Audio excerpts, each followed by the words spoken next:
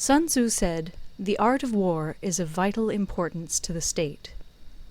It is a matter of life and death, a road either to safety or to ruin.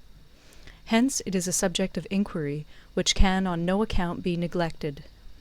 The art of war, then, is governed by 5 constant factors, to be taken into account in one's deliberations when seeking to determine the conditions obtaining in the field.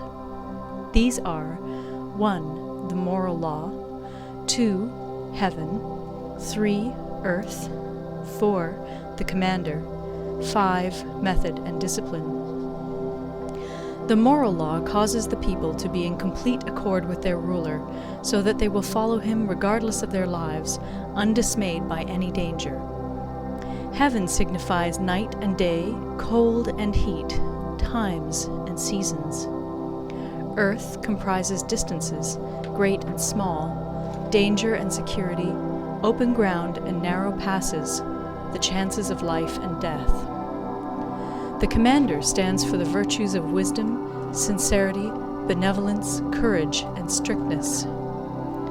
By method and discipline are to be understood the marshalling of the army in its proper subdivisions, the graduations of rank among the officers, the maintenance of roads by which supplies may reach the army, and the control of military expenditure. These 5 heads should be familiar to every general. He who knows them will be victorious. He who knows them not will fail.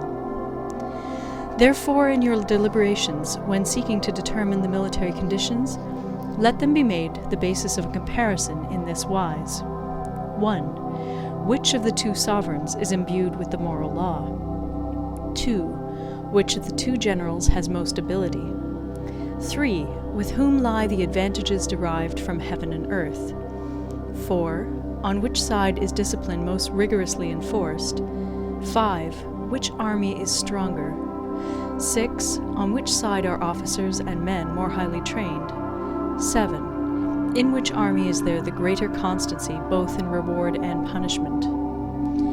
By means of these 7 considerations I can forecast victory or defeat. The general that hearkens to my counsel and acts upon it will conquer. Let such a one be retained in command. The general that hearkens not to my counsel nor acts upon it will suffer defeat. Let such a one be dismissed. While heeding the profit of my counsel, avail yourself also of any helpful circumstances over and beyond the ordinary rules. According as circumstances are favorable, one should modify one's plans.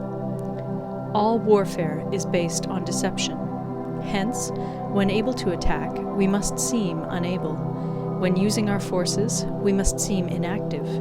When we are near, we must make the enemy believe we are far away. When far away, we must make him believe we are near. Hold out baits to entice the enemy, feign disorder, and crush him. If he is secure at all points, be prepared for him. If he is in superior strength, evade him. If your opponent is of choleric temper, seek to irritate him. Pretend to be weak, that he may grow arrogant. If he is taking his ease, give him no rest. If his forces are united, separate them. Attack him where he is unprepared. Appear where you are not expected. These military devices, leading to victory, must not be divulged beforehand. Now the general who wins a battle makes many calculations in his temple ere the battle is fought. The general who loses a battle makes but few calculations beforehand. Thus do many calculations lead to victory, and few calculations to defeat. How much more no calculation at all? It is by attention to this point that I can foresee who is likely to win or lose. End of Part 1. Part 2. Waging War. Sun Tzu said, "In the operations of war, where there are in the field 1,000 swift chariots, as many heavy chariots, and 100,000 mail-clad soldiers, with provisions enough to carry them 1,000 li, the expenditure at home and at the front, including entertainment of guests, small items such as glue and paint, and sums spent on chariots and armor, will reach the total of 1,000 ounces of silver per day. Such is the cost of raising an army of 100,000 men. When you engage in actual fighting, If victory is long in coming, then men's weapons will grow dull and their ardor will be damped. If you lay siege to a town, you will exhaust your strength. Again, if the campaign is protracted, the resources of the state will not be equal to the strain. Now, when your weapons are dulled, your ardor damped, your strength exhausted, and your treasure spent, other chieftains will spring up to take advantage of your extremity. Then no man, however wise, will be able to avert the consequences that must ensue. Thus, though we have heard of stupid haste in war, cleverness has never been seen associated with long delays. There is no instance of a country having benefited from prolonged warfare. It is only one who is thoroughly acquainted with the evils of war that can thoroughly understand the profitable way of carrying it on. The skillful soldier does not raise a second levy. Neither are his supply wagons loaded more than twice. Bring war material with you from home, but forage on the enemy. Thus the army will have food enough for its needs. Poverty of the state exchequer causes an army to be maintained by contributions from a distance.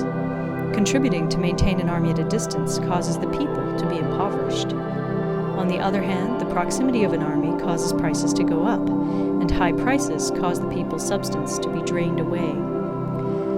When their substance is drained away, the peasantry will be afflicted by heavy exactions.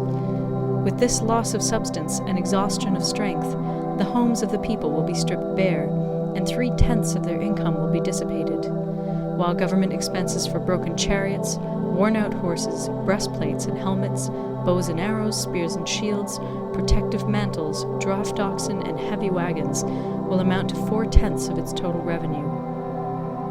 Hence, a wise general makes a point of foraging on the enemy. 1 cartload of the enemy's provisions is equivalent to 20 of one's own, and likewise a single picul of his provender is equivalent to 20 from one's own store.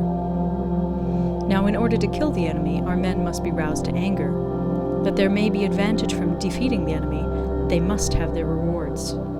Therefore, in chariot fighting, when 10 or more chariots have been taken, those should be rewarded who took the first. Our own flags should be substituted for those of the enemy, and their chariots mingled and used in conjunction with ours. The captured soldiers should be kindly treated and kept. This is called using the conquered foe to augment one's own strength. In war, then, let your great object be victory, not lengthy campaigns. Thus it may be known that the leader of armies is the arbiter of the people's fate, the man on whom it depends whether the nation shall be in peace or in peril. End of Part 2. Recorded in Toronto, Ontario by Moira Fogarty, October 2006.